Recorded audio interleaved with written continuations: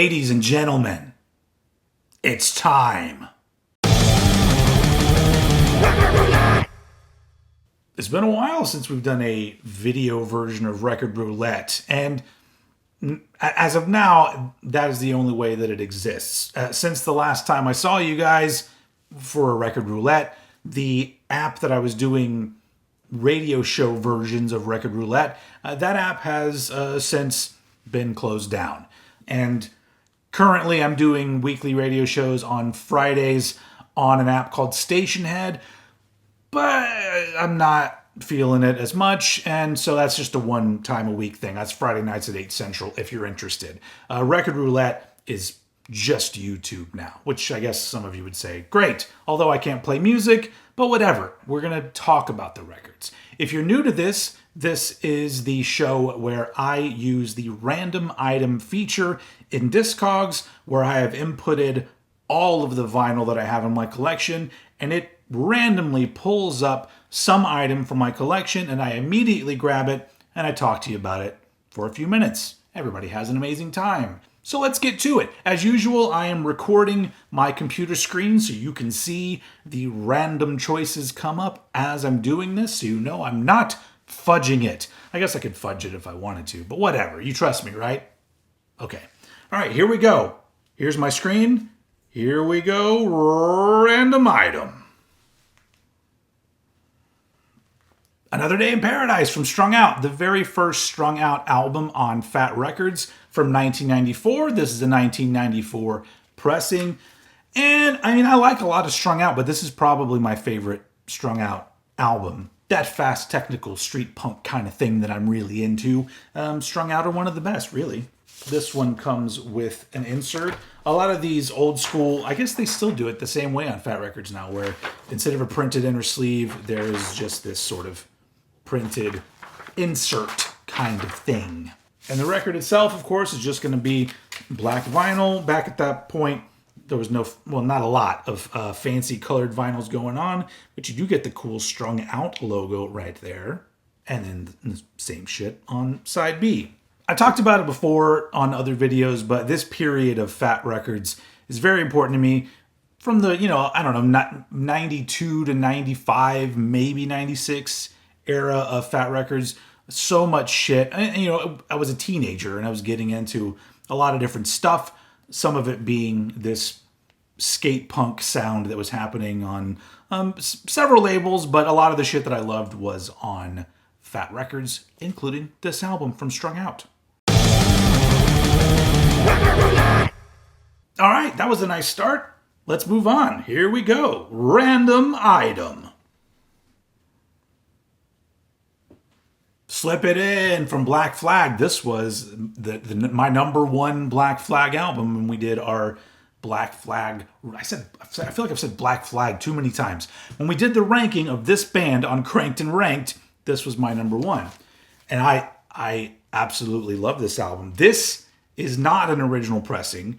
This is from SST Records, and SST Records has a habit of just pressing the same pressing over and over again for as long as they want to do it. So even in Discogs, there's no date for this pressing.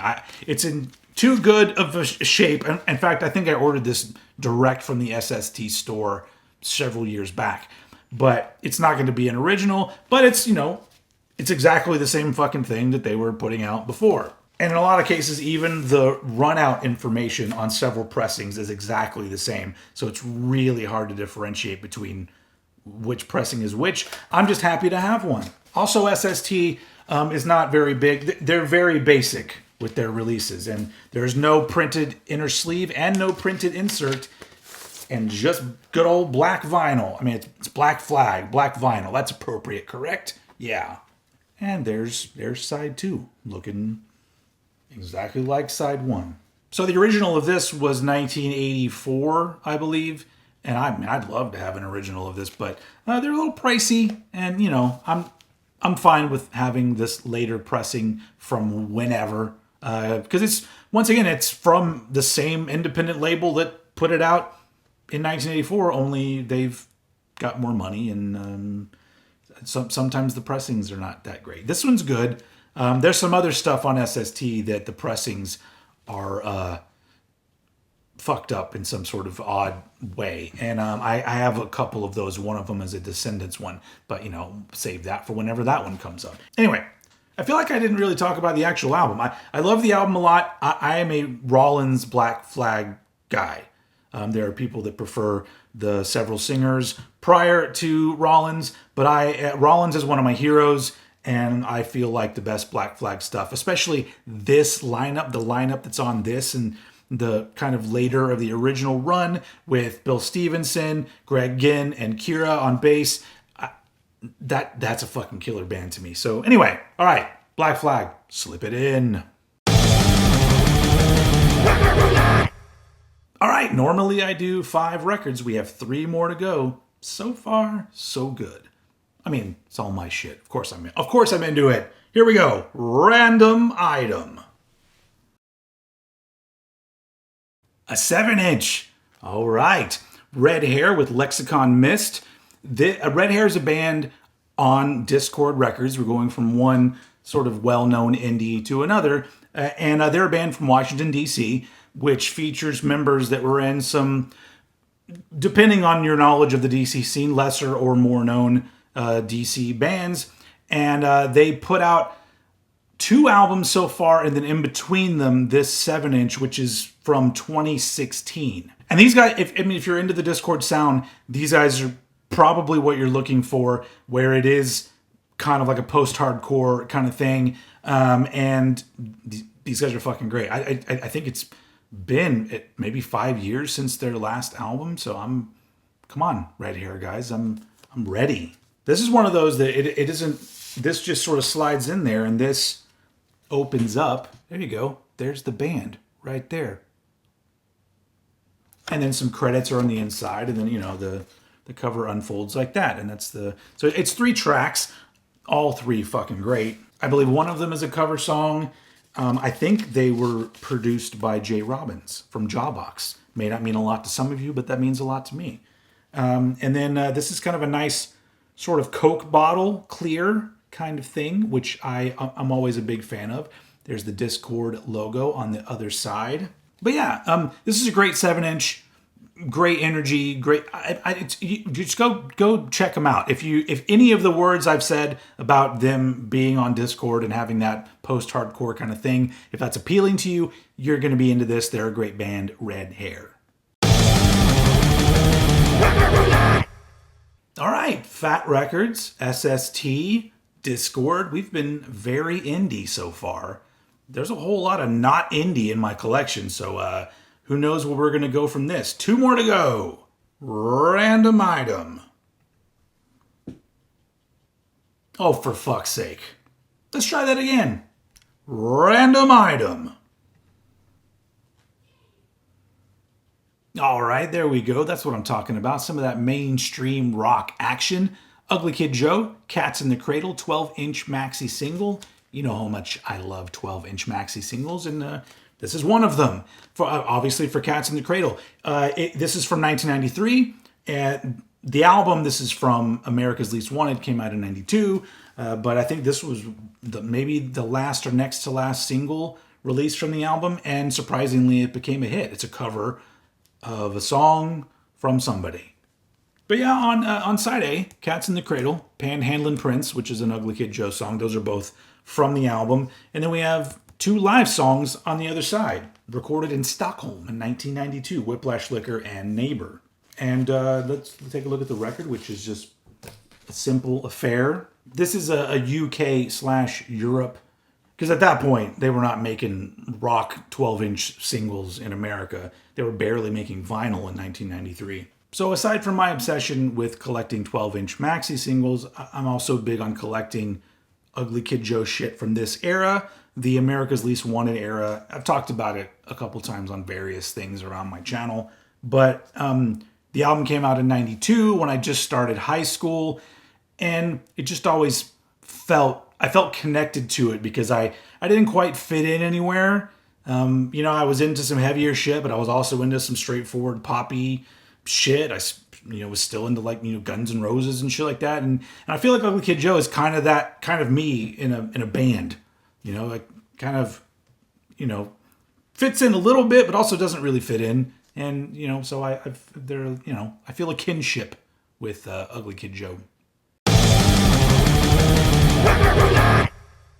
All right, so we've jumped over into the world of major label rock music. Let's see where it's going to take us for the final record of this episode. I like that. I'm like stretching it out. We'll be back after this. I'm just kidding. Random item. Son of a bitch. Discogs, this is not the time to be working on your random item feature. I'm utilizing it currently. Let's try this again. Random item.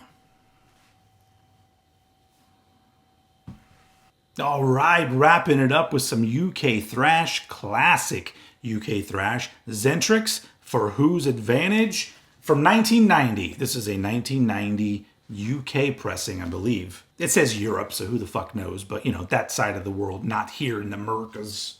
The cover of this one's not an amazing shape, but you can probably tell there's a little bit, maybe moisture damage a little bit on it, but overall, not bad. You can see it a little more on the inside, that there's, a little browning and stuff, like something got a little wet here. It was the ladies when they saw the pictures of the Zentrix boys. That's what it was. This is on Road Racer Records. Another very simple affair right there.